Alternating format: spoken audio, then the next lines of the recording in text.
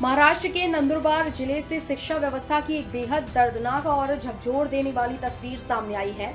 शहादा तहसील के वडगांव स्थित चिंचपाणी आदिवासी पाड़े में जिला परिषद स्कूल के बच्चों के पास आज भी ना तो अपनी स्कूल इमारत है और ना ही बैठकर पढ़ाई करने के लिए सुरक्षित स्थान।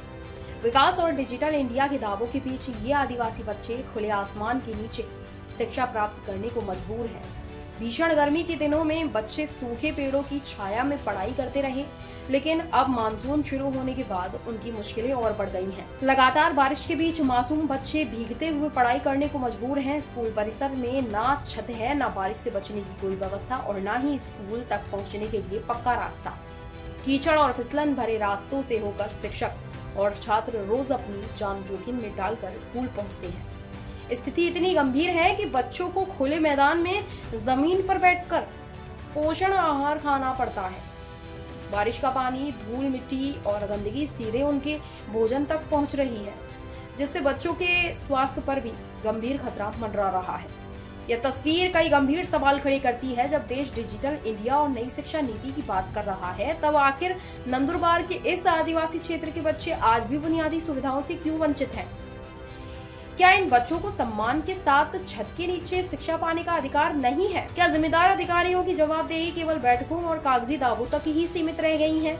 अब सभी की निगाहें नंदुरबार के जिला अधिकारी और जिला परिषद के मुख्य कार्यकारी अधिकारी पर टिकी हैं। देखना होगा कि इस गंभीर मुद्दे पर प्रशासन कितनी तेजी से कार्रवाई करता है और अब इन आदिवासी बच्चों को कब तक बुनियादी शैक्षणिक सुविधाएं उपलब्ध कराई जाती है। मेरा नाम संजय गुलाब पावरा है। मैं रहवासी यहाँ चिस्तानी पाड़ा करके वड़गा गांव में आता है, ये ग्राम पंचायत। उसमें हम यहाँ रहते हैं। हम बरसात में बहुत दिक्कत से यहाँ दिन गुजारते हैं। ये और 3-4 किलोमीटर दूर है गांव। हमारा रास्ता नहीं है, पुलिया नहीं है, लड़कों के लिए कुछ सुविधा नहीं है। उनको कोई सुविधा हो तो हम खुश रहे। हम बहुत सालों से ऐसा गुजार रहे हैं। अभी हमको ये शाला खुली तो हम खुश हो गए, लेकिन उनको अभी सुविधा नहीं है, तो इसलिए हम थोड़ा परेशान है सर। उनको टेबल मिलता है, उनको टेबल नहीं मिला बैठने के लिए, और उनको कपड़े नहीं मिले। पानी का भी तो सुविधा नहीं है सर। ये तो हम इधर सब मदद कर रहे हैं यहाँ के।